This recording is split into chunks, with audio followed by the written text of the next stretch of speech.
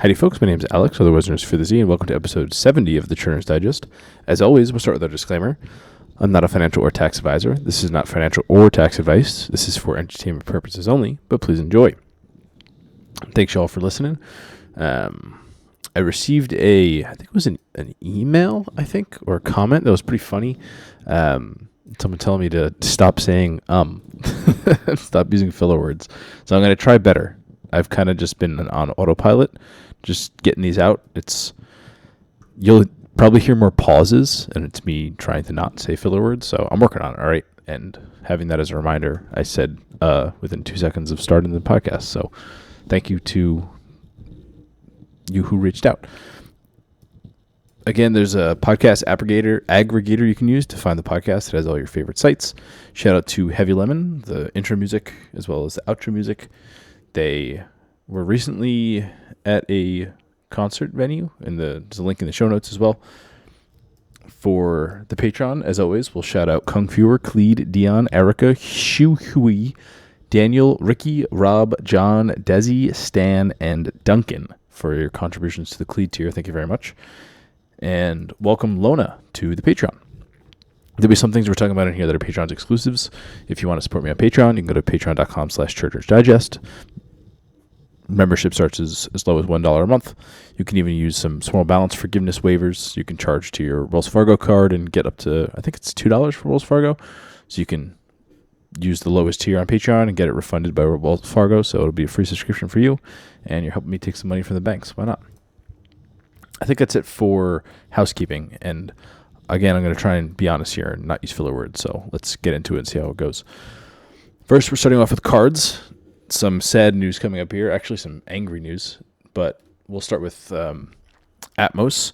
Atmos has an in-flight offer that was posted by user Desterport on our churning.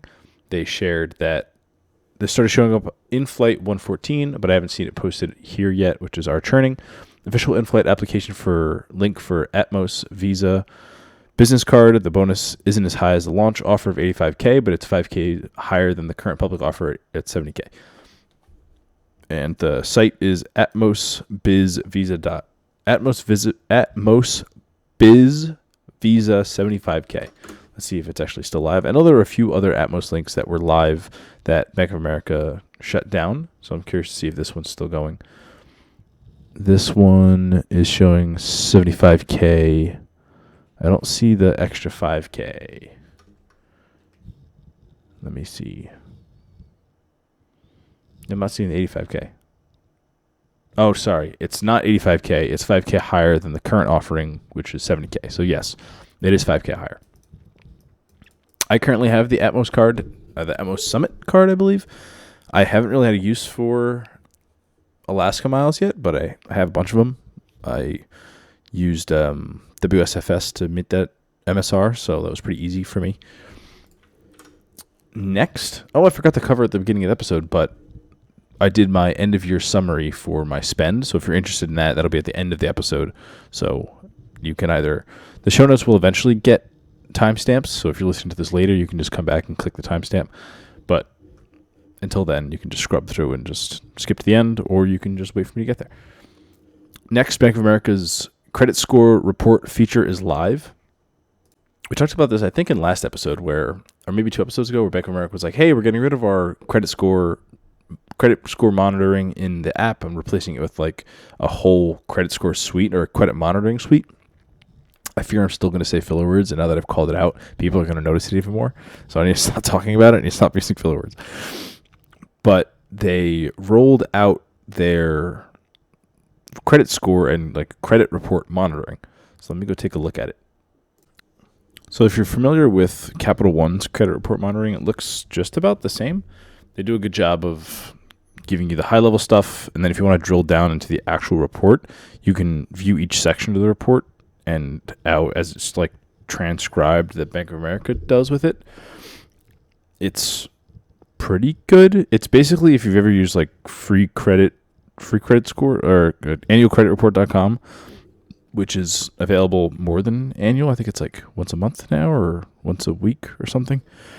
It looks just like that, except they're breaking things down into the categories. Then you have to like apply that filter to credit report to see it. So it has good information there. It pulls from Experian. Yes, it pulls from Experian. So now you have access to a free Experian credit report if you're interested, and not through annualcreditreport.com. Next in Bank of America World, well, sort of tangentially related to Bank of America World, user Parking Ice 9206 on our credit cards shared a breakdown of some useful like Visa card benefits or MasterCard benefits, including cell phone protection, extended warranty, price protection, return protection, stuff like that. And a user called out saying that they weren't aware that Premium Rewards Elite card comes with roadside assistance. And I replied, which has been deleted because I forgot that our training doesn't allow for self-posts, but I made a blog post back in September 2023 of me using Visa's roadside assistance. The experience I had there was pretty terrible, but I don't think it's because of Visa. I think it was just because of the partner that they partnered with to be the construction company. But maybe Visa chooses the network that they're using, like the network of tow companies, and maybe AAA is better. I've had better experience with AAA, but I did have to wait 4 hours. If you want to go through and read this old blog post, by all means. But this was a really good breakdown of different credit cards, including American Express Platinum, Bank of America Premium Rewards Elite, Capital One Venture X, the Built Palladium by Cardless, the Chase Sapphire Reserve, the Citi Strata Elite, and the U.S. Bank Reserve. Some really good information here about bag delay, insurance coverage, return protection, price protection, which the only one that has price protection is the Cardless Built Palladium card, which is useful. It's up to $250 and up to 90 days. And a whole bunch of other stuff. So if you have one of those cards, go take a look. It's kind of interesting read. Next, some really bad news. So we talked about a rumor that was going around with changes to Bank of America's Premium Rewards Elite categories or sections. And I actually don't even know if I don't think I talked about this in the podcast because I think it came out on February 7th. There was a rumor that Bank of America was changing their incentives of Premium Rewards Elite to be raised higher. I think I did talk about this on a podcast, but I definitely talked about it on our Discord. Current tiers are Gold is 70 to 50K, Platinum's 50 to 100K, Platinum Honors 100 to a million, and then Diamond is a million plus. And the new tiers are rumored to be Member 0 to 30, Preferred Plus 30 to 100, Preferred Honors 100 to 100K, and then Premier a million plus. And I was hypothesizing that the Member would not get any benefits. The Preferred Plus would get 20, the Preferred Honors would get 50%, and Premier, which is a million plus, get the 75%. So if you're familiar with what I'm talking about, I'll take a step back. Bank of America's Premium Rewards Elite, which is a program that they have to award members who have extra funds stored at Bank of America through either Merrill Lynch, their investment arm, or through checking accounts or through CDs. And based on your total assets, you earn different rewards, such as an increase to your credit card bonuses, which is the one that I care about, in the form of a 25, a 50, a 75% boost to your credit card rewards. Other things like free safe deposit boxes and free fee waivers for certain accounts.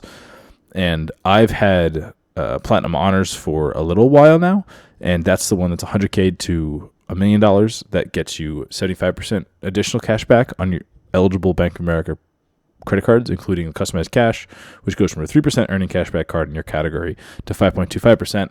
Premium Rewards Elite, which goes from 1.5% all spend and 2 on restaurants to 3.5 on restaurants and 2.625 on all spend. So some pretty great benefits for being a member of Bank of America and sort of being loyal to them. And Bank of America released on February 19th that they are, actually it was earlier, February 17th, that they are in fact making changes.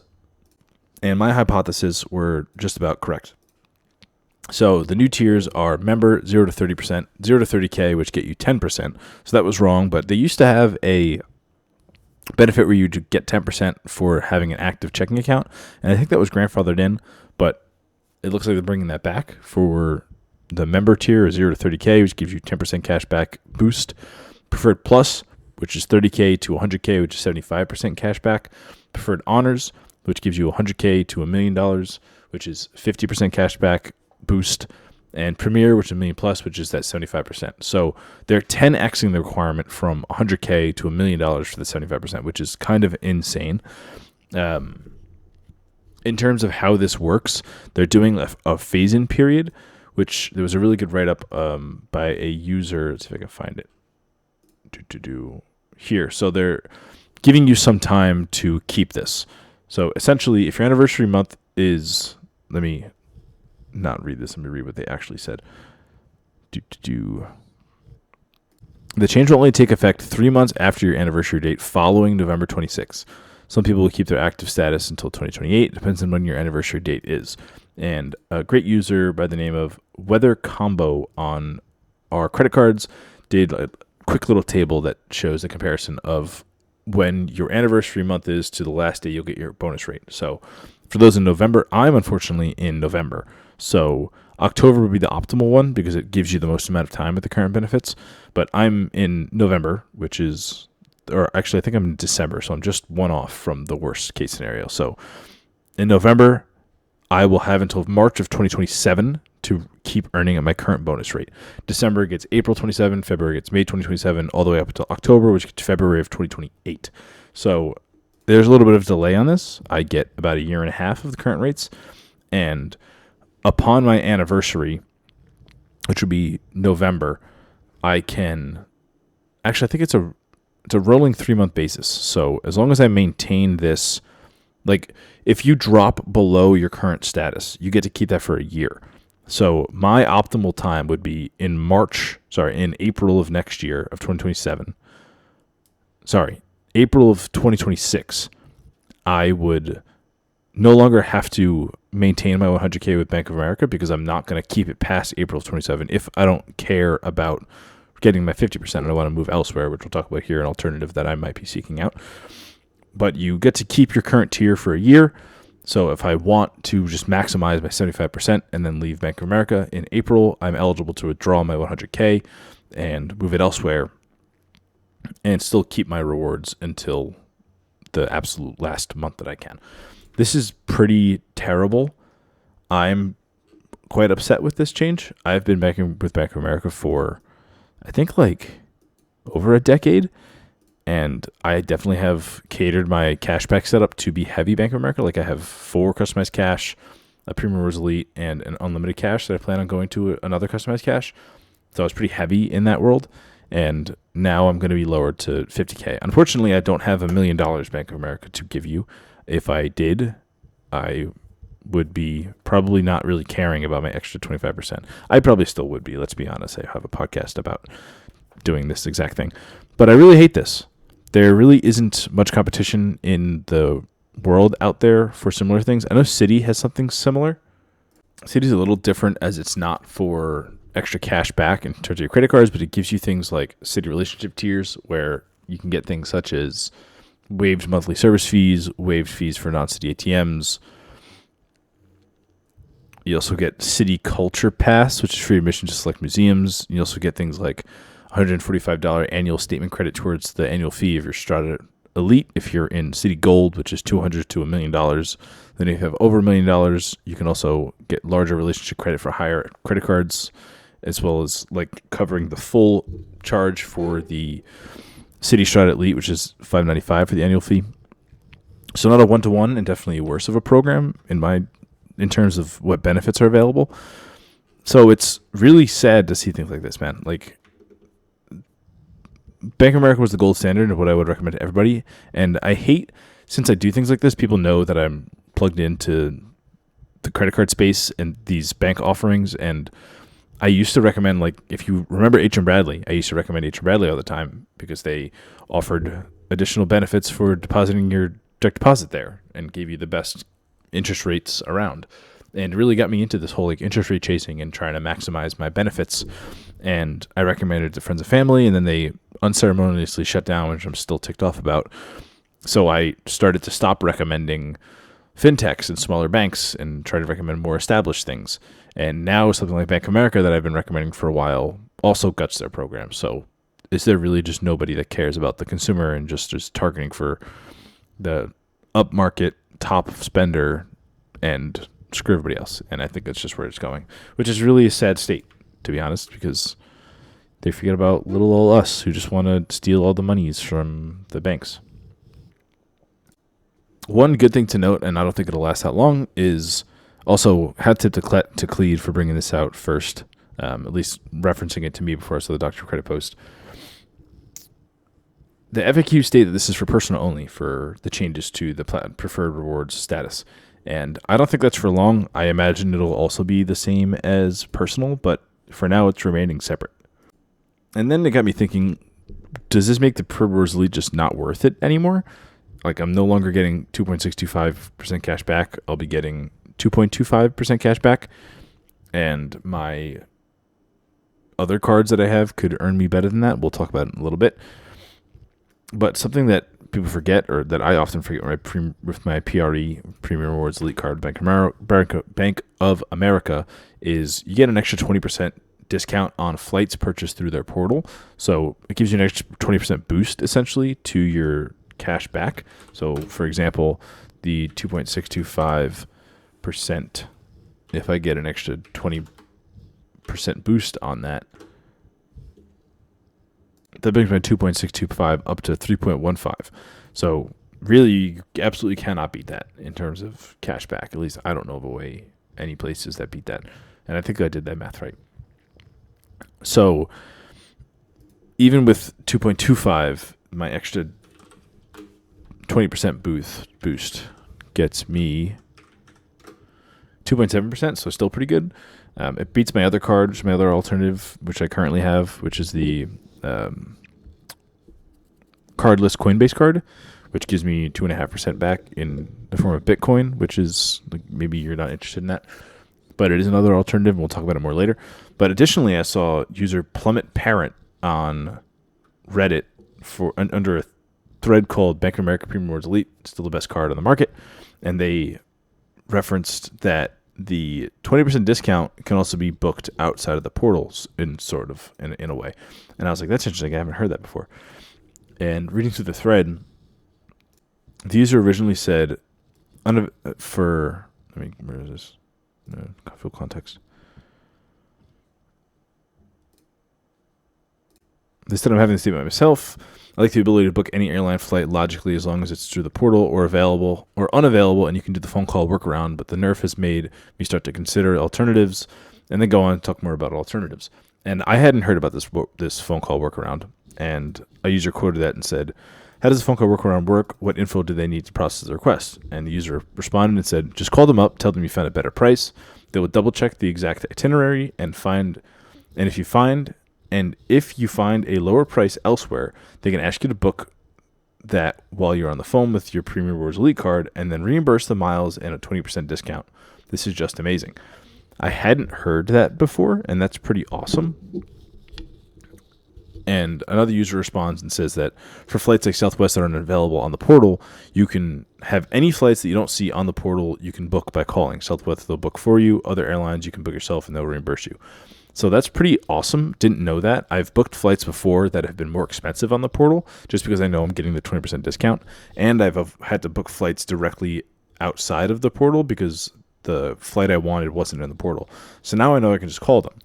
And for those of you who know me, the Premium Rewards Elite still comes with Priority Pass restaurants. So like I'm not getting rid of that anytime soon. I think it's still worth it for me. I will have to see if I'm actually going to find an alternative to Premium Rewards Elite or an alternative for Preferred Rewards. So I'll keep y'all posted and we'll talk about it in a little bit here. All right, that's enough about Bank of America World. Moving on. Close this out. Visa to allow rewards to be deposited into Trump accounts, which is a crazy statement. Visa CEO Ryan McInerney has announced that Visa will be working with U.S. financial institution partners to allow cardholders the ability to deposit credit card rewards into Trump accounts. And President Trump broke the news.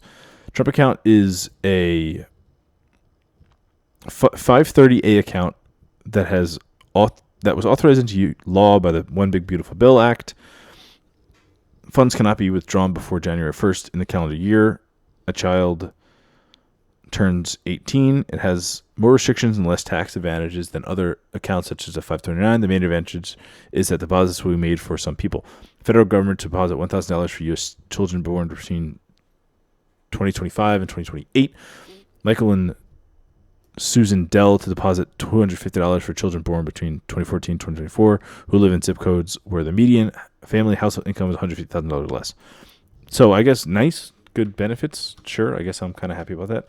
I actually have a friend who's having a newborn, so they should open up one of these accounts. Moving on. Bank of America did a great job of, taking a list from another user, I think, and aggregating into a big list of regional credit unions with business credit card sign-up bonuses. So there's pretty great ones in here that you probably overlooked. And if you're in the market for a business credit card, some of these are geo-restricted to things like Philadelphia or could possibly be nationwide. Take a look, see if there's anything good in there. There's some that are $500 for spending $5,000, $300 for spending $3,000, and some alternatives. Next, into Chase World. Chase and Disney are to launch a new card, and the card is the Disney Inspire card, which has a $149 annual fee, $600 sign-up bonus in the form of $300 Disney e-gift card and $300 statement credit when you spend $3,000 in 3 months, 10% back on Disney Plus, Hulu.com, and plus.espn.com, 3% back on gas stations and most U.S. Disney locations, 2% at groceries and restaurants, 1% at other purchases, $10 monthly credit for Disney Plus, Hulu, and ESPN. Anniversary credits including $200 Disney Rewards dollar after spending $2,000 per annual year on U.S. Disney Resort and Disney Cruise Line bookings, $100 Disney theme park tickets credits after spending $200 per anniversary, or that's probably $2,000 per anniversary year on U.S. Disney theme tickets, 0% APR on 6 months on the select Disney vacation packages, and the product is not available to either current members of this credit card or previous members of this credit card who received a new member card offer within the past 24 months, which doesn't make any sense because the card just came out. For most people, this probably isn't worth it unless you're super heavy into Disney and you're going to Disney at some time soon. Also, the $10 per month credits almost fully negate the annual fee of $150. And that's in addition to the annual anniversary credits if you go to Disney. So honestly, not a bad card. Looking if you can get value out of the $200 and $100 anniversary credits, then it seems like the card could be useful long term. Otherwise, $600 sign-up bonus is attractive, really, for $450 with the annual fee.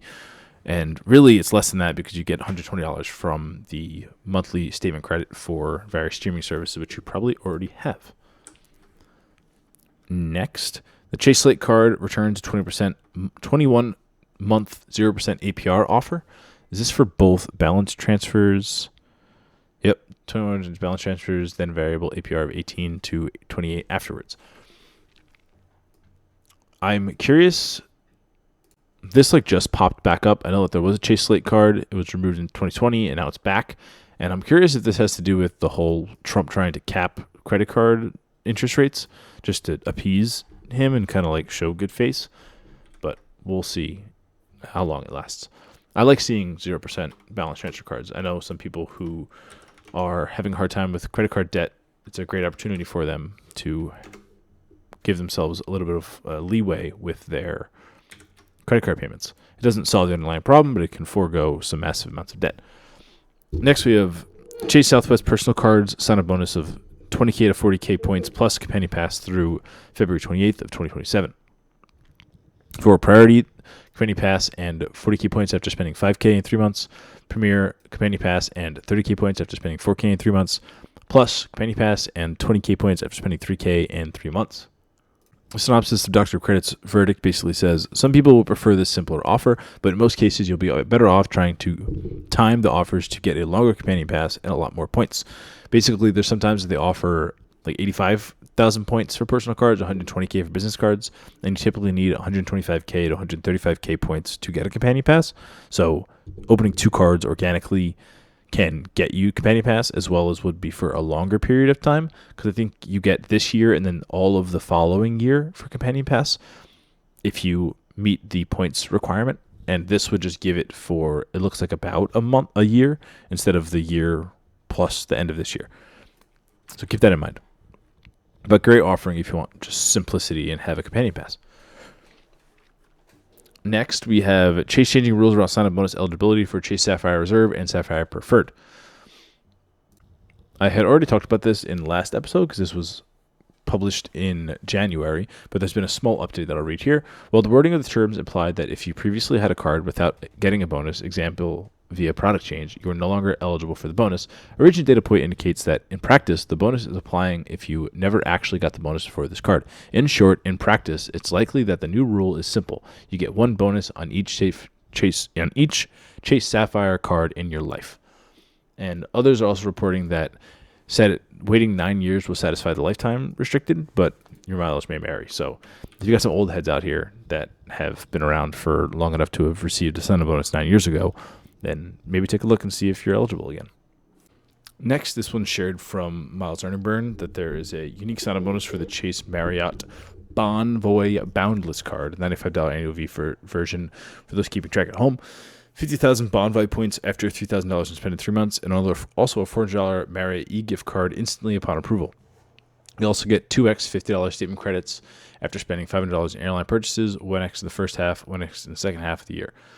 Pretty good bonus, especially if you value Marriott gift cards and Bonvoy points. So keep that one on the lookout. Not sure where the link is from. Sometimes Mal Earningburn shares some quote-unquote hacked links. To me, it just looked like there was a source code of HYS2, but not sure where that's from. So keep that in mind if you're weary. Next in Chase World, the Chase Sapphire Reserve partners with Whoop for Wellness for free. Whoop Wellness for free 1-year subscription, which is a $359 statement credit. This is for Whoop's lifetime membership, which comes with, I think, the latest in the Whoop hardware, because there's a few different tiers of Whoop membership, and I think Life Unlimited is the highest that they offer. I know when I mentioned this to my friend, he was like, "Wow, that's pretty good." Let's see. You will be on the hook for the sales tax of the purchase. Then you can also use ID.me if you have affiliation with the military or you're a student or a teacher. You can use that to get an extra $25 off. The purchase is also HSA or FSA eligible, and you can use some FSA money that way and just kind of liquidate it. So nice little boost. I know that Chase has been doing a few different offerings. Here's another one. Chase Sapphire Reserve is offering 50% off of Function Health, which is $182.50 of savings. And this, I believe, comes with 160 plus yearly lab tests, 5x more than typical annual physical, covering everything from hormones to nutrition and heart health, plus actionable insights from top doctors.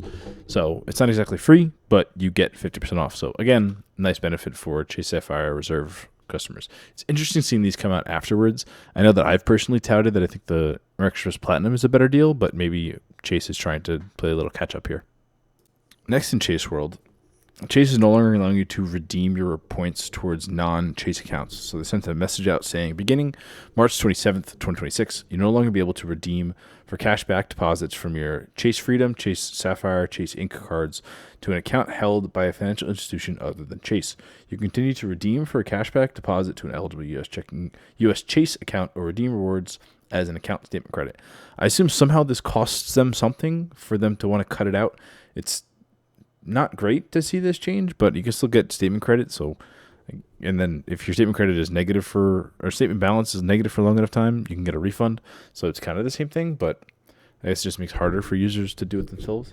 I don't know. Don't love it, but all right. Moving on over to American Express World, we'll start off with American Express Delta offers up to 125K miles, personal and business gold, platinum, and reserve. For personal offers, the Gold Delta Sky Miles credit card is 90K mile bonus, which is 70K miles after you spend 3K in the first 6 months, and then an extra 20K miles after you spend an additional 2K in the first 6 months. Another version of your dummy booking is $500 plus a 6,000 mile bonus for that same 3K. Actually, let me see if that's for just a dummy bonus in general or... Normally it looks like a $2,000 spend requirement, so take a look if you're going for that one. The Platinum Delta Sky Miles credit card is a $350 fee with a $100,000 mile bonus. Same sort of breakdown. Get 80K miles for 4K spend in 6 months, an additional 20K for an additional 2K spend in 6 months. The Delta Reserve Sky Miles is a $650 fee, which gives a 125K mile bonus. Again, with 100K miles after you spend 6K in 6 months, and then 25K, then you spend an extra 3K in 6 months. And then for business, the zero intro fee with $150 after that, which is the gold Delta Sky Miles business card, 90K miles after 6K spend in first 6 months. The $350 fee, which is the Platinum Delta Sky Miles business, gives you 100K miles after 8K in the first 6 months. And then the big boy $650 annual fee Delta Reserve credit card for business, 125K miles after 15K in spend for the first 6 months. The business card offer is regular increase we've seen before. The personal cards are now the highest ever, I believe. According to Dr. Credit, the spend is higher now at the second tier, probably still worthwhile. We'll add this to our best bonus page. So if you're into Delta Miles and in for a new card, go for it. Also, American Express has some pre-approval flows you can see if you're pre-approved before applying, so you can take a look there too and see if you're interested.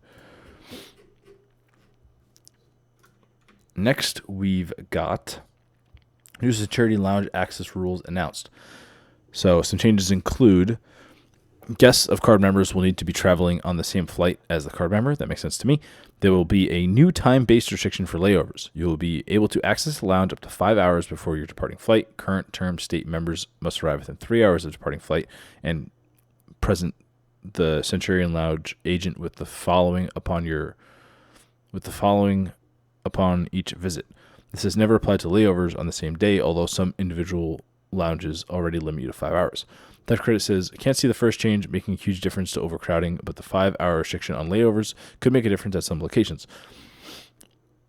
What you think about the changes will really depend on if you benefit from them or not. Overcrowding is certainly a massive problem in Centurion lounges, really all lounges. Smell Latte, apparently there was a TikTok trend of bringing in people you didn't know to the lounge.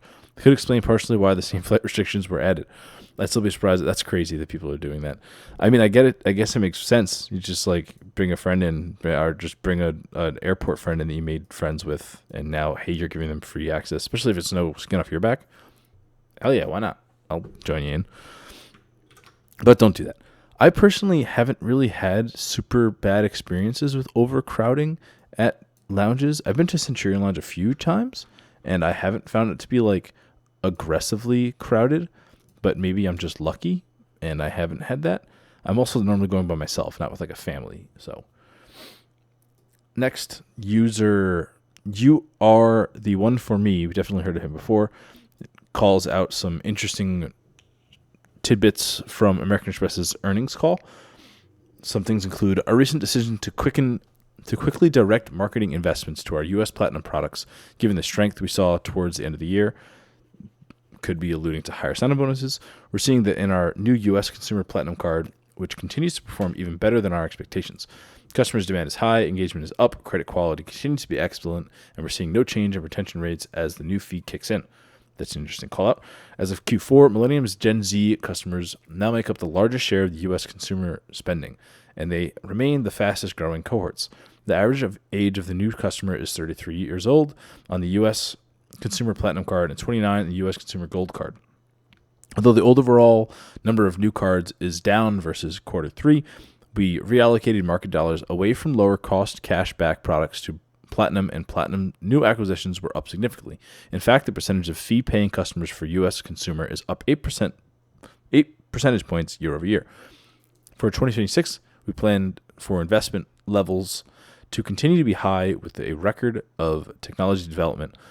The step up in value proposition for U.S. Platinum cards and with large market budget sounds like higher sign-up bonus. Yeah, larger sign-up bonuses normally means larger marketing budget. Less than 10% of our U.S. customers, card members, currently hold a high-yield savings account with us, and we're still going to have product refreshes not as big as we had for Platinum perspective this year. I am seeing public evidence of them calling out this 10% of the consumer cards only hold a high yield checking account, high yield savings account, because they are offering high yield savings account sign-up bonuses for American Express customers.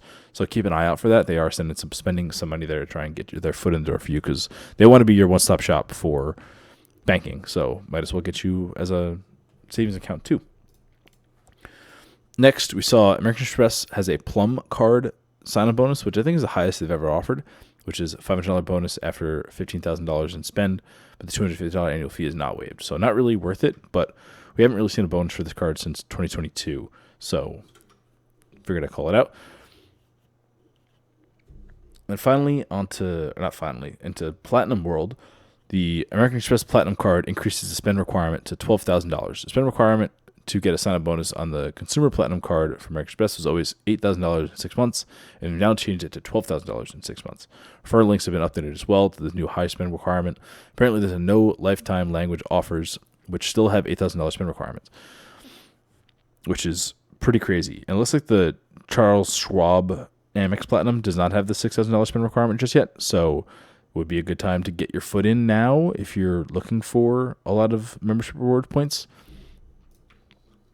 That's kind of painful. $12,000 is a lot of money. Next, American Express Platinum also makes changes to, and Centurion card holders make changes to Lufthansa Lounge Access. It's been extended. Access has improved, now valid on same-day flights with Lufthansa Group, which includes Australian Airlines, Brussels Airways, and Air Dolomiti, Edelweiss Air, Eurowing, Discover Airlines, Lufthansa City Airlines, and Swiss, previously only on Lufthansa, Australia, and Swiss. You can see the changes reflected on Lufthansa luggage on American Express website. If I'm reading this right, it looks like Lufthansa lounges are really only available in Munich. So if you're going to Munich, keep an eye out, but it's not super usable to everybody out there. Next, I've kept my American Express Platinum Value Tracker, which is a Patreon exclusive, which is a spreadsheet that I have tracking my American Express Platinum value that I've gotten for the card. I've been keeping that updated. I recently got a credit for the Uber One partnership, so you get Uber One for free through American Express Platinum, so I need to add that as well. Uber One. And I signed up with a student discount because I still have a student EDU email address. I have an alumni email address, which just works just the same. So, woohoo for me. And I save American Express some money, I guess. So, kudos to me. Woohoo. Thus far, through having the card for 2 years, since 2024, so paying one annual fee of $695 and one annual fee of... Actually, I paid $695 twice. With that included, and removing the sign-up bonuses that I've received, as well as retention offers and referral bonuses that I've received, I've still made $1,000 on the card, just through various offers and benefits that the card offers. And actually it's a little bit more than that because I haven't been keeping up to date on my Uber credits, not just my Uber One, but like my monthly Uber credits. It's probably like 25 times now. As well as Uber Plus, I've gotten probably 25 times. And this is probably 23 actually.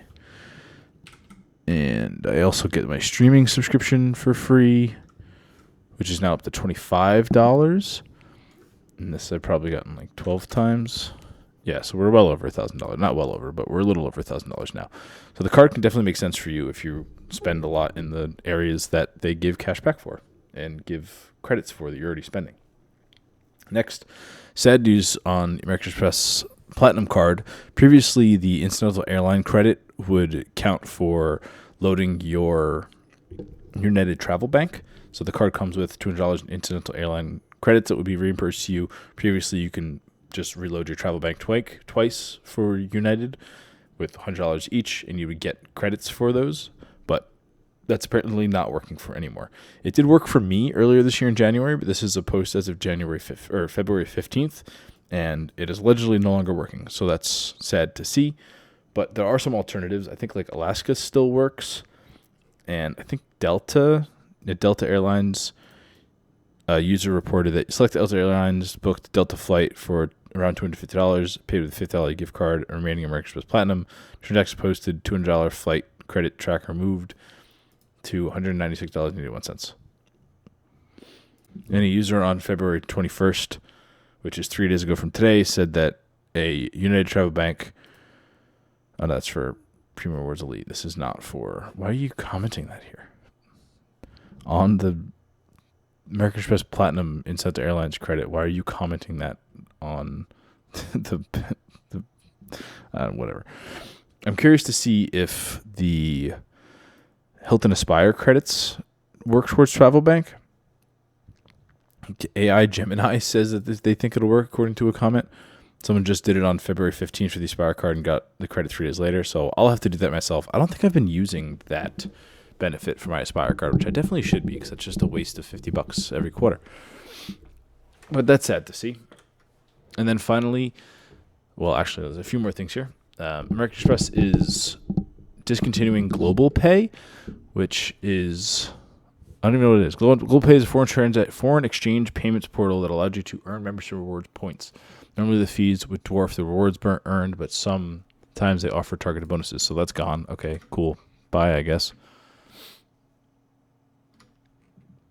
And as I previously mentioned, for the American Express airline incidental credits, Miles Underburn has a great post on how to use your points, including things at Delta Airlines, Alaska Airlines, American Airlines, Southwest, JetBlue, and Spirit. These are just ways to basically cash out, or as easily cash out as you can. Things like booking a flight and canceling it, booking a airfare, changing the flight, stuff like that. So take a look at that post if you're interested. And finally, for American Express Land, American Express Hilton sign-up bonuses are increased, and they have no lifetime languages offers, including Hilton no annual fee, $70K plus a free night certificate. Hilton Surpass, $130K for a free night certificate. Hilton Aspire, $175K, which is what I have. And there is no link to the Hilton business card for free life credit, for no lifetime language link, but the business card does have $175K plus a free night, but it's not no lifetime language. $175K is about as good as those cards get, and I think each of those are individually at their highest. So if you're in the field for a new card, go for it. Next, we have Barclays American Airlines card to become City cards on 4/24/2026. There are some conversions that will be changed over. In December, it was announced the City would be the sole issuer of American Airlines credit cards, and Barclays stopped issuing new cards on September 30th, 2025. So there's a particular one-to-one mapping of where your cards will go. I'm not going to say it here because there's going to be a bunch of word jumbles, but just keep an eye on things, and you will have no online access or online banking to Citi Barclay from April 24th to 26th during the transition. So keep that in mind. It looks like it might be, your mileage may vary if this will affect your 524 status, so keep that in mind. It shouldn't show as a new card in your credit report, but sometimes it does.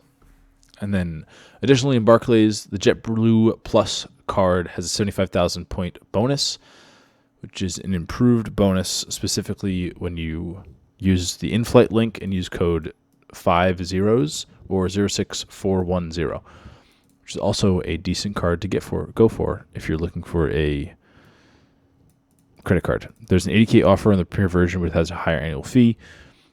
And this increase is the most standard. This is an increase from the more standard offer to 40K to 60K range. We did see an 80K before, and even a version with a waived annual fee in the mid-2025s.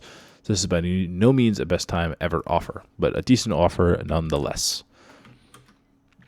Next into U.S. Bank territory. The U.S. Bank Triple Cash Rewards Business Card is $75 sign-up bonus is back. Has no annual fee. This is a card I should probably go for. $750 for spending $6K in 180 days. It's a nice long time. I just have to get into US Bank's footprint, and I'm pretty sure you can open up an investment account to do that. Next, someone did a nice aggregation of what AI services count for US Bank Triple Cash's business $100 software credit, and they are saying that it's merchant code 5743, which include things like Claude, Anthropic, OpenAI, ChatGPT+, Cursor, and confirmed not working is Shoots, which has a merchant code of 7372. Next, into Capital One world. Capital One and MasterCard renegotiate their deal. In the latest earnings call, MasterCard CEO Michael Miebach announced that MasterCard and Capital One have renegotiated their long-standing partnership. In the U.S. and Canada, we extended our long-standing partnership with Capital One, where we renewed our partnership in credit and will be the network for a large portion of the newly acquired credit accounts. And for their businesses, Capital One will continue to use several MasterCard services. From what I understand, probably maybe business cards and international cards that have international presence will need to remain on MasterCard or Visa, because Discover, which they also acquired, will not really be good for international. And I'm not sure how Discover is for business. But in my mind, Capital One would want to be full Discover at some point because they get both interchange and the network fee. Next, Discover Savings Account to become Capital One Savings Accounts. As part of Capital One's acquisition of Discover Savings Account will become a Capital One 360 Performance Savings Account. Discover stopped accepting new applications for deposit accounts in late January 2026 ahead of the change. Interestingly, Discover checking accounts remain as is for now. My assumption is Discover checking accounts have the cashback offering for the checking account, and Capital One doesn't have an equivalent offer for that, so they might just leave the checking account there. And since savings accounts are essentially one-to-one, it's an easy transition. And the same interest rates apply for both. Right now it's 3.3%, and they normally are kind of similar to one another, so not terrible. And finally, for Capital One, their Capital One Landing Lounge in LaGuardia has opened. It opened on February 18th. It has food and drink. It has over 1,200 square feet, located in Terminal B, open from 5 a.m. to 10 p.m. I actually really like it. From what my understanding is, the landing is more for quick stops. It's meant to be order table service, get your food, and get out, as opposed to a lounge where you go and you graze on all-you-can-eat buffet and get drinks at the bar. You can't get drinks at the bar at the landing. You have to order it in the app, and I really enjoy it. As a Capital One Venture X member, I go for free, and I've been to the one in, I forget it, I think it's Dulles, DCA in DC, and it's quite nice. Next, over to Synchrony World. Synchrony is closing the eBay's Extras MasterCard on March 25th, 2026. Didn't even know that this was an offering. You can continue to use the card until March 24th. You can redeem points when you reach 600 points threshold until March 26th. Points not redeemed will automatically be converted to a gift card at a rate of $5 for every 600 points. So I guess goodbye, card. I haven't seen any reports how this will affect the PayPal Extras credit card, basically a carbon copy but with different branding. Also odd when cards are outright closed like this rather than being product changed into another Synchrony product. Synchrony doesn't allow product changes between this product or other Pay Extra cards and the new, at the time, PayPal Cashback card. Charges were last made to these cards in 2019. So, all right, I guess bye. Next, over into Cardless World. For Built, there's more details on the Built the Points Guy 5X sign-up bonus link and issues with bonuses attached properly. Built is honoring the 5X promo, and even for some people who did not sign up under that offer. So there was a specific link that the Points Guy had that was giving a 5X multiplier, and it wasn't working for some, and it looks like they're honoring it.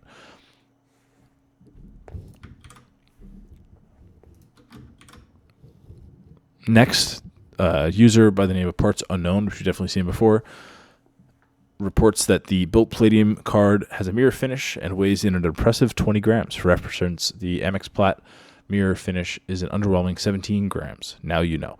And I've done on my site, fearz.com/card designs, I've tried to do a good job of weighing any metal cards that I have. I think I might be behind on a few of them, but I find it interesting, and it's cool to know that the Built card is 20 grams.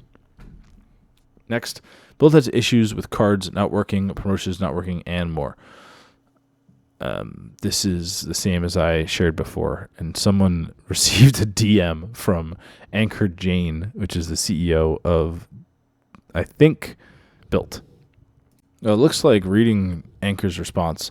There was a The Points Guy 5x promotion that was available through certain links, and it wasn't attaching properly for some users, and users were claiming that they had it, whether they did or not, and using screenshots that people have shared with them to say like, hey, I applied through the proper means and I should have the 5x application, but it's not there.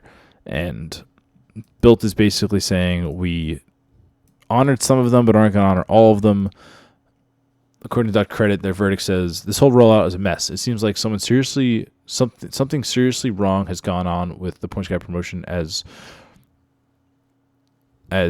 many users have reported not using the Points Guy link, getting the promotion, and others that did use the link not getting the promotion attached. It will be interesting to see how CFPB and other agencies handle this complaint. CFPB who? I expect things like transactions being denied will be improved over time, and I can't work out why plastic isn't working, but Built claims it isn't blocked. So that's something I skipped over, saying that plastic seems to be blocked from working entirely. Built claims it's untrue, and SMS verification also isn't working, and cards cannot be added to digital wallet. Cards being declined. Some cards are having all transactions declined, while others can't use the card for online purchases. I think this is all just growing pains with switching from Wells Fargo to cardless. Cardless is a new issuer. I've never had any problems with my cardless cards. I've had the Celtics card as well as the Coinbase card, but hey, maybe not. Speaking of the Coinbase card, this is kind of exciting. Coinbase is rolling out stock trading. So you can now buy and sell stocks within Coinbase. And this is interesting to me because my home for my stocks, my personal stocks, was Bank of America, Merrill Lynch, where I had platinum honor status. So it's over $100,000 in assets with them. And now Coinbase is offering a investment arm of their portfolio, which is offered by their broker, Coinbase Capital Markets Corp., and will be found on FINRA's brokerage check. Execution, clearing, and custody of all securities are provided by Apex Clearing Corporation. So they are SIPC insured as well and are fully backed by whatever conglomerate does SIPC FINRA, which is just the U.S. government. So I immediately thought my Coinbase credit card earns me extra cash back, up to 4% cash back, depending on how much money I have deposited with Coinbase. So quickly looking at my app for the card, I can earn 2.5% because I have over $10,000 with Coinbase. If I have up to 50K, I get 3% back. And then if I have up to 200K, I get 4% back. So if I were to bring my entire portfolio over to Coinbase and my portfolio were to include things like stocks, I'd be able to get a 4% cashback card. Not too bad. Again, 4% cashback comes in the form of Bitcoin, and you might not be interested in getting Bitcoin, and maybe you just get the rewards and immediately sell it, but then you have to worry about the tax implications of selling that Bitcoin. So I don't really know what the tax implications are. As we've discussed, I'm not a financial advisor, but I personally think having some hedge in crypto is a good idea. So I enjoyed getting some by making some purchases on that card. And maybe this will be a new home. I have to see if Coinbase will allow transfers in of assets. And I was talking about this on Discord, and a user by the name of the Himalayas reached out to customer service, and customer service said that all assets on Coinbase count towards the asset requirement for the card, not just crypto. And they explicitly said it does include stocks. So that's good to know. So I'll keep you all posted if I wind up going down that avenue. Next, Cardless launches a Avilo airline credit card, 25K point bonus for a $99 annual fee when you spend $1,000 in 90 days. This is specifically for Avilo Airlines. I don't think this card is really worth considering, and I agree with Dr. Credit here. Make use of the 5% earnings rate and benefits. Cardless not let you get more than one card. We won't be adding this to our best list of credit cards. Next, also in airline worlds, Spirit's launching a free Spirit debit card with a $6.99 monthly fee, $6.99, priority boarding, points pooling, etc. $200 sign-up bonus or 200-point sign-up bonus, 200-point monthly Spirit bonus for the first 12 months. Earn 1 point for every $2 spent on the card. Get up to $4,000 points. Get up to 4,000 points every month based on your average balance on the card, issued by Cross River Bank. You also get Group 2 priority boarding in Spirit flights, priority check-in, and point pooling access. And there's a bunch of other debit cards out by United, Southwest, and Wyndham. And the Spirit card is actually from a different bank than the other ones, so it's curious to see. And Cleat also called that out. But I do like seeing things like this shake up in the industry. Why not? Get some membership debit cards. See if it's lucrative. See if customers like it. Next, USAA is doing a $200 auto deductible reimbursement to all their credit cards. So this is specifically for a $200 auto deductible reimbursement, and you don't need a USAA car insurance to qualify. The new benefit goes live on March 20th, 2026. To be eligible, you need to make a minimum of 8 purchases within the prior calendar month. Benefit is not available in Washington State. So this is pretty cool. Yeah, I mean, I'm happy to see the change. Shout out USAA. Next, United announces changes that benefit United cardholders. United has announced changes that benefit United cardholders. One change below is rewards are earned when booking flights with Chase United cardholders set to benefit, and everyone else will be worse off. The new changes will go into effect for tickets purchased on or after April 2nd, 2026. New earning rates are as follows. General member, 3 points per mile. If you're a card member, you get double that. Premier Silver, you get 5 points per mile. If you're a card member, you get 8. Premier Gold, 6. Card member, 9. Premier Platinum, 7. Card member, 10. Premier 1K, 9. Card member, 12. The old or current ones are as follows. They are the same regardless if you are a card member or not. It boosts the card member value, which is good for Chase, makes Chase's value go up, but hurts everybody else. And also they lowered some of the tiers, but also raised some of the tiers. Actually, no, that's a lie. General member went down from 5 to 3, but went up from 5 to 6 if you have a card. Premier Silver went from 7 to 5, but went up to 8 if you have the card. Premier Gold went from 8 to 6 if you don't, 8 to 9 if you do, etc. I'm not going to read through all of that. But that's pretty cool. Next, we have Langley Federal Credit Union earns 5 to 10% cash back for their sign-up bonus at a limit of $100 per month. Dr. Credit reposted this and said, I don't believe we've ever mentioned this before. For a while now, Langley's had a sign-up bonus which offers 10% back for the first 6 months instead of the regular 5%. It seems that would max out as an extra $100 per month for 6 months. If you max out the spend at $2,000 per month in the chosen category, $100 regular, $100 bonus each month for 6 months. The category for this month are choice of automotive services or dining or Walmart and Target. I didn't really realize Langley had this good card. I think I have a Langley relationship. I'm not sure I can get into the account. I think my password got reset and I haven't given them a bother to call them, but that's a pretty cool benefit and a nice little sign-up bonus. I've read in Dr. Credit comments that it's an absolute huge pain to get the card, so keep that in mind.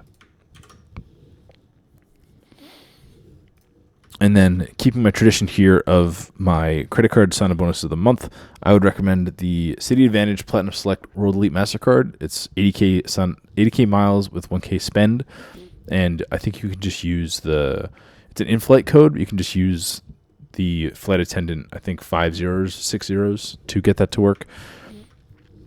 I also like the list of business credit cards that Dr. Credit aggregated, so those could be useful to you. The Hilton Amex no lifetime languages that I called out earlier, the Bonvoy, as well as the American Express Delta offers, which I think are close to all-time highs. So pretty good offerings out there. Next, for bonuses, we have Betterment's offering up to $1,500 investment with a 3-year hold period. Maximum is $1,500. The tiers stagger from $2,500 to $10K for $100, all the way up to $200K for $1,500. And that seems like a lot, as well as especially for the 3 years of hold period. So it's not very competitive. So I wouldn't recommend it, but it's an option out there. For bank bonuses, There was a current bank promotion for existing card members, for existing members to use code return100 to get a bonus if you put a direct deposit into the account. Direct deposit $200 or more is expired now, but it was a nice little bonus there, especially when there's existing bonuses. Those are nice. My WSFS posted, for those of you who don't know, is a $350 bonus for opening an account and doing a $500 direct deposit.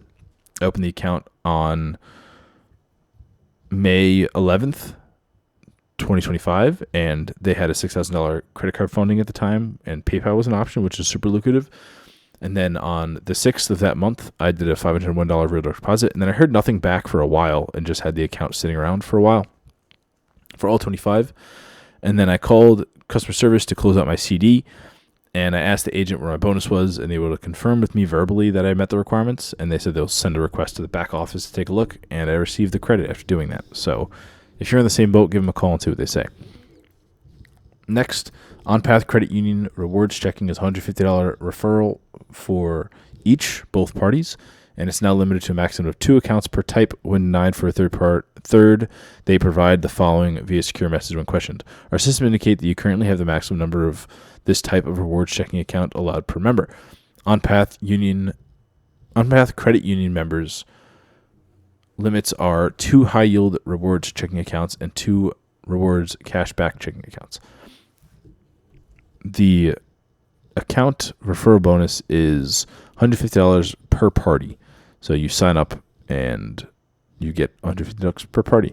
It also offers a 7% APY high-yield checking account for up to $10,000, 5% cashback checking account for up to $106 in spend, or $8 in free money per month.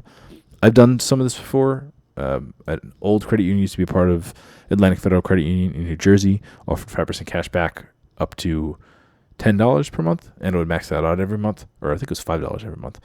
But I realized it wasn't really worth those hoops. But if you're interested in a $150 referral bonus, take a look. You might be eligible. Next, Ray shared the BMO has a $2,000 cash bonus checking account for their BMO relationship checking account. The requirements are, for the $1,000 bonus, it's open the account and make direct deposits of $10,000 to $15,000 in 90 days for $600, $15,000 to $20,000 in 90 days for $800, or $20,000 or more for $1,000. And then for the $2,000 bonus, you must make qualifying deposit within 90 days of the account and deposit $150,000 or more. A bit too rich for my blood, but if you're got a lot of money to throw around, why not? Next, Flagstar Bank has a $300 to $500 checking bonus for Arizona, California, Florida, Indiana, Mississippi, New Jersey, New York, Ohio, and Wisconsin. Interesting, it's kind of sporadically placed everywhere. The requirements are a direct deposit of $500, and you must maintain an average balance of $500. No credit card funding. They do pull checks, but it's a soft pull. For $500, when you open up a Flagstar Elite checking account and maintain an average daily balance of $500 and have one or more deposit of $500 or more. This seems pretty easy to maintain. The Flagstar Elite checking account is $15 monthly service charge, waived when you maintain $25,000 combined monthly average balance in your Flagstar personal checking accounts. Previously, there was a $250 bonus that required a direct deposit. That didn't require a direct deposit according to Dr. Credit. Seems to be available in more states now due to the NYCB merger. The $350 checking bonus isn't worth considering due to the $25,000 deposit requirement to keep the account free. If you put those funds into a high-yield account, you get 5% and earn $625. That's very valid, but that was a bit wrong. The Flagstar Bank is offering $350 for the Flagstar Ready checking account, which does not have any fees, which is a $350 bonus. The Flagstar Elite, which was the $500 bonus, does have the fees. So I would say go for the $300 Flagstar Ready checking account. Not a bad option if you're in footprint. Next, in branch only, Webster Bank is offering $300 checking bonus for New York, Massachusetts, Rhode Island, and Connecticut. They do not have credit card funding. There's a monthly fee. There's a bonus and a personal and business bonus available. Receive a $150 bonus when you have a qualifying direct deposit of $500 or more made to this account during the statement period. limit of $300 or 2 statement cycles. So pretty easy. Direct deposits, 2 statement cycles, $500 direct deposit or more, $150 each deposit. This is a $12 paper statement fee, which is avoidable. The Webster value checking has a $12 monthly fee, which you can diminish by meeting one of the requirements, including $1,000 average balance, 10 debit card purchases, or 65 or older. And the Premier checking is $22 fee, which is $20,000 requirement for combined balances, or $50K in CD, home equity, and installment loans. I would say that the $300 for the Webster value checking account's worth it, especially because you can waive those fees pretty easily. Dr. Credit says, well, definitely worth doing, but it's a shame about the targeted language. Does it say targeted? Where does it say that? This is exclusive offer, non-transferable, available to the address of the direct mail or email offer. Sad. But maybe if you go in person and try and get it, you can go for it. Next, we have LA, Louisiana, MS, Mississippi. Maybe that's Missouri. FL, Florida, AL, Alaska, TX, Texas. Hancock Whitney Bank has $600 $1,000 checking and savings bonus. Deals back until 6/30/2026. Requires $3,000 direct deposit instead of $500. And a household limit max of 2 checking or savings bonuses per lifetime. No credit card funding. The bonuses require a $300 cash bonus when you open a freestyle checking account and set up $3,000 or more in direct deposits. That's the one that I was just discussing. $3,000 direct deposit to earn $5,000 instead. Sorry, $3,000 direct deposit to earn $500 instead. In order to waive the fee, you must be a primary account holder of under 18 or over 64 and make one or more client initiated debit or transactions per statement month to waive the fee. So that just sounds like an ACH fee. There's also an early termination fee of $20 if you close the account within 180 days. So if you're in Footprint, it seems like a pretty decent bonus to me. Next, over to crypto bonuses. Robinhood's 2.5% crypto transfer bonus is back through February 27th. They're offering members 2.5% bonus on their crypto transfers. You need to keep the assets for 18 months. USDC excluded, so it's like proper crypto. The terms are clear that the bonus must remain in the account for 18 months, but it can be exchanged for crypto or equities. It is not clear to me in the terms whether someone can sell off the crypto and keep the funds in their equities. Additionally, Coinbase also has a funding bonus. This bonus is specifically a 3% match on crypto and USD or USDC. You must hold the funds in the account and have premium or one for a 24-month period. So kind of DOA, but figured I'd call it out anyway. Next is SiriusXM class action settlement for Do Not Call.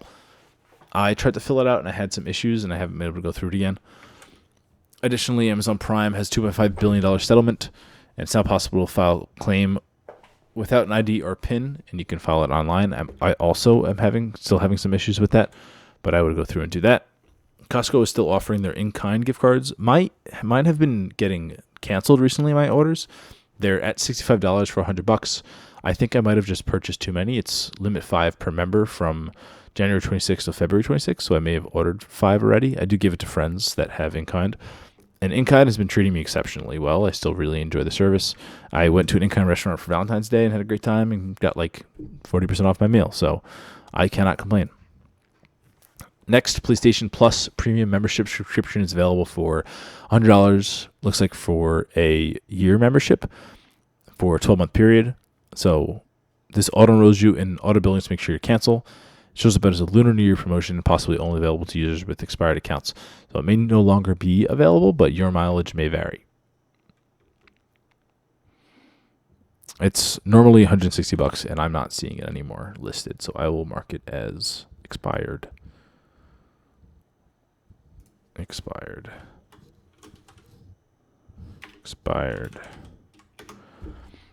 Also, from last episode, I was applying for Bellwether Credit Union, and they decided to deny me for my account. They initially approved me, and I got my credit card funding put in, and then I got a message later saying I've been denied for the account. So that was sad. I learned that because I wasn't able to log in online. Next, MLB TV comes for free with T-Mobile subscriptions, and Cleed pointed out that Metro by T-Mobile is also eligible for this. So come towards like the end of March, you'll be able to get MLB TV for free. And if you're unaware, you should be able to access MLB TV through, like, there's blackout restrictions that apply. So if you're in an area that the team you're trying to watch is on local television, you're not eligible to watch it via streaming, and it's horrible. But I personally use Windscribe, which is a VPN, and I've been lucky with choosing like Greece, I think, to get myself to be out of geo-locked for it. And there's referrals in the show notes to get you like an extra gig when you sign up. But you do have to have a paid subscription to Windscribe to get other countries. And I think you can subscribe for as low as a few bucks a month and just pick Greece, for example, and see if it works when you're using that. I have a grandfathered lifetime subscription. I think I got it for like $12 back in the day, close to a decade ago, and it's one of the best purchases I've ever made. I love Windscribe. They don't really do marketing. They just keep it pretty simple and have a pretty good app, and their service is pretty reliable. So I would recommend them. And then finally, Rakuten was offering 97% or 97X on NordVPN plus a $20 Amazon gift card. Actually, no, this is the wrong link. What is this? What is this? Hold on. Oh, that's why it confused me. They changed the name of the article, but left the contents the same. So this is a lightning deal, and it's since dead. But Rakuten was offering 100% back or 100x back on Incogni. I talked about this in the past. Incogni is like a data removal tool. It'll take your data away from data brokers. And I signed up for, I think, close to 70 or 80% off during Black Friday. And Rakuten was offering 100% off. So you just make the purchase, and you can purchase the family plan. It was like $280, I think, and get a full reimbursement and a free $280 to spend on your card. I like Incogni, so I made a Patreon lightning deal post about it, and it expired after just the day, so maybe some of you were able to snag that, but I liked it. I thought it was useful, a little lucrative. Next, into CFPB land, CFPB aims to reduce complaints. They have a notice to customers that they must agree to before submitting a complaint that says, this consumer complaint portal is designed to help customers, including to resolve complaints against credit reporting agencies. Consistent with the law, consumers must first dispute inaccurate or incomplete information on their credit report with the credit reporting agencies. Premature submission slows down the system for those most in need of help and who have correctly followed the process. Have you submitted your dispute to a credit reporting agency more than 45 days ago, or is your dispute with them no longer pending? If not, do not submit your complaint here at this time. That makes sense. There's only so many people that are working there, and since they've been gutted, they're just really only use them if you have to. I received a 1099 MISC for a bunch of debit cards rewards that I earned, and I need to submit a CFPB complaint to that bank because I called them and they told me to call the IRS and ask them questions. But I was like, you guys are the ones that gave me the 1099. And they were like, yes, we were. Go talk to the IRS. So we'll see what happens there. All right, winding down here. Costco is no longer selling Uber gift cards and DoorDash gift cards. They were, and they weren't, and they came back, and now they're not again, which is a shame because I like to buy my gift cards from there just to get a little discount on my DoorDash and Uber Eats that I buy sometimes. Hilton CEO claims the chain has absorbed inflation costs on award stays. So to quote the CEO, they said, in terms of valuation, there's no news here, and we're not planning anything. The CEO is quick to add that the redemptions are not free, and that Hilton pays individual properties for redeemed rewards nights. Inflation has, he said, has caused room costs to rise over the last 5 years, and the program, in his view, hasn't adjusted. We've sort of absorbed it, he noted, but you can't absorb it forever. Dr. Credit then shows how there's been changes since 2017 to 2025 that go from 90K to 250K points for some of their hotels. So that's a 66.6% increase, and I can sure tell you that inflation was not 66.6%, because if it was, we'd be in a much bigger pain than we are now. Next, Target is closing down the Target Circle reloadable cards. So Target Circle has a debit card, a credit card, and a reloadable card. Reloadable card is a card you can reload money onto, and they're closing that card down. Target is saying we're focusing on creating a delightful shopping experience, and we're always listening to our guests and evolving our efforts to best meet their needs. Based on the feedback, we've decided to discontinue the Target Circle Red reloadable cards. The records indicate that you have a registered card. In accordance with the card, we're writing to let you know that the card will be discontinued effective April 7th. On that date, you can no longer use the card. You can still use the debit card if you'd like, but the reloadable card is no longer. There was a period where you can churn the sign-up bonuses for those cards. So you can get one for the debit card, you can get one for the reloadable card, you can close the other one and open the other one again and get it over and over again, but they stopped that. So, oh well. Next, there's a really good write-up or a reference to a post. No T88 was the user on our churning that shared it, but over on our passive income, there's a really good write-up by KeyPost 8687 about how to get some income from sportsbook arbitrage using sign-up bonuses. So definitely a good look there. And as No T88 mentioned, obligatory reminder not to touch this stuff if you have a gambling addiction.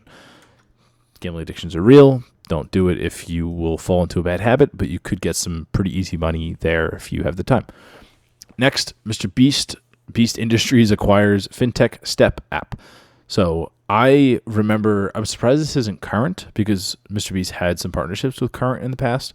I've won a $500 giveaway from Mr. Beast through Current, and they've decided to acquire Step.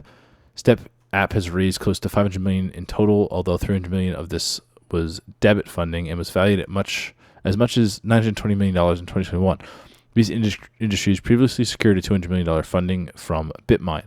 Banking and mobile technologies were two categories that Beast Industries highlighted wanting to get into. I think it's a good acquisition for them. I've used Step. They have a nice app. They shut my account down, but it's nice. Next, Robinhood launches Robinhood Banking, which has features such as 3.5% APY, 2.5 million FDIC insurance, no account fee, 24/7 customer support. I'm assuming this requires you to have gold, which is weird to say that the account fee is $0. Does it require gold? It doesn't say, so I'm not sure. According to AI, it does require gold, so I don't know why Dr. Credit says $0 fee. Next, Citi says that they're focusing on credit cards in 2026. We'll see if that's true. They had a little press briefing, and they said they're going to start focusing on credit cards, so we'll see if there's anything that changes from that. U.S. Treasury Direct Deposit. U.S. Treasury Direct no longer useful for direct deposit requirements. The U.S. Treasury said, beginning March 1st, certificate of indebtedness, C of I, would no longer be available to select as a payment destination in Treasury Direct. Also, you will not be able to direct funds from your bank account to C of I through by Direct. It's a shame because a lot of people are using this to meet direct deposit requirements because it would look like a direct deposit to many banks. Next, just awareness that due to the government shutdown, there's some unknownness with TSA where they are maybe closing down, but maybe not. Maybe they're closing this global entry, maybe not. It sounds like they're leaving it open, but like they're causing a scare and trying to make people concerned. Just keep in mind of what's going on. Finally, there isn't a link for it, but Wealthfront is changing their ACH info. I guess they're changing the bank that they're partnering with, and they're changing their ACH routing number and ACH bank account number, which is super annoying. H. Bradley did this, and I really hated it. Anytime I bring it, if I ever compare to H. Bradley, it's not a good thing, and I'm not happy about this because I don't have to go and change any place that Wealthfront is using my ACH info, or anyone's using my Wealthfront ACH info. I'm assuming if it's linked through Plaid, it'll automatically update on the other end, but I'll have to change my direct deposit and stuff like that for my checking account. All right, if y'all have made it through this whole Yapasaurus session, now on to my 2025 spend recap. I will say first, full disclaimer, I put it in the blog post. There's a link in the show notes to the blog posts. I'm not going to read everything that's on there, but I'm going to give some highlights that I seem interesting and then log off here because I'm getting tired. But as I say in my disclaimer, I find being transparent about financials to be valuable, so these are my actual metrics. I'm not doing this to brag in any way. I just hope that my insights can somehow be helpful to others and help myself be smarter about my money. I've done this every year since 2022. So 2023, I did my 22 spend. 24, I did my 23 spend. 25, I did my 24 spend. 26, I did my 25 spend. This is the first year that I'm seeing a decrease in overall spend, at least like a substantial one, which I'm happy about. Additionally, I have increased in magnitudes my manufactured spending on my credit cards, which makes tracking sort of more difficult to track.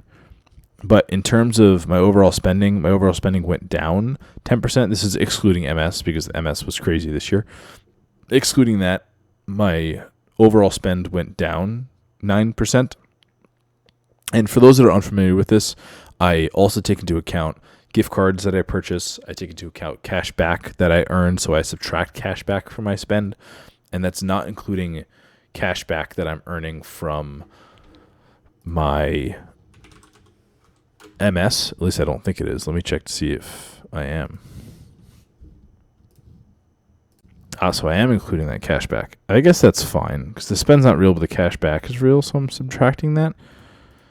Don't love it, but that's all right.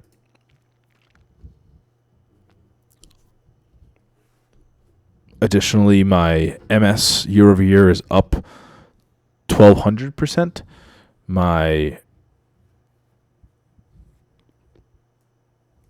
There's a duplicate there in the screenshot. Dang it. Oh, there isn't a duplicate there in the screenshot. That is supposed to be a separate line item. My MS went up, about 1,200%. My untracked spending went down a lot, which I'm happy about, because ideally I wouldn't have any untracked spending. I'd know where my spending comes from. My health purchases went down. My overall merchandise purchases went down. And additionally, my merchandise also includes like some business spend that I have for the podcast, as well as I buy and sell vinyl records and purchases that I make there. Some of them are being sold, and those are included as well. Let's see. My overall services went down. My travel went down. My utilities went down, which is a bit artificial because utilities I'm paying through ACH because they charge a fee for anything else for my gas payment. My automotive went down, which I'm happy to see, but my automotive last year was a bit inflated because I had purchased some family members' tires. My memberships went up, and I think it's mostly from rock climbing memberships. My total spend went up about 200%, but again, it's inflated by MS. And where's my restaurants? Did I crop that out again? Okay, screenshot fixed. Dining went up 15%, which I'm not happy about. Entertainment went down. Gas went up, and I think I'm just spending more on gas, doing a lot more city driving this year. And groceries went up. So overall, I'm happy to see my trends. And I also at the bottom have graphs of my net worth delta, my cash to net worth ratio, as well as my net cash liquidity values. So if you're interested, go give it a read. I have a fun time doing it. I like tracking my spend like this and being able to look back and reflect and try and be better. And I did spend less this year, so I guess I'm doing a good job. And also, if I excluded the cashback that I get from MS, I would still be up. I'd still be down in the year. I would have spent less this year than last year, which, again, I'm happy to share.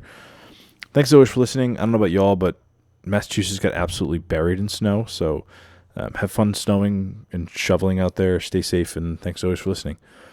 Happy February, y'all. Peace.